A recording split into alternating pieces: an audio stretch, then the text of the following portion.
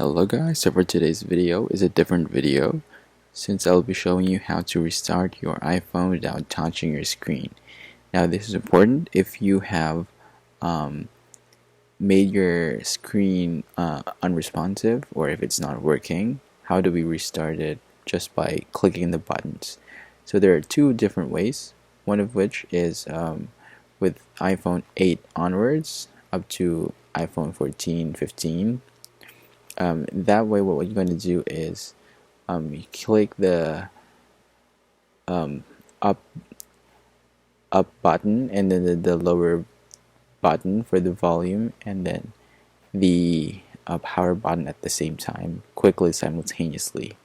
But since I'm using an iPhone 6 Plus, in order to do that, have to click the power button and this button in order to restart it.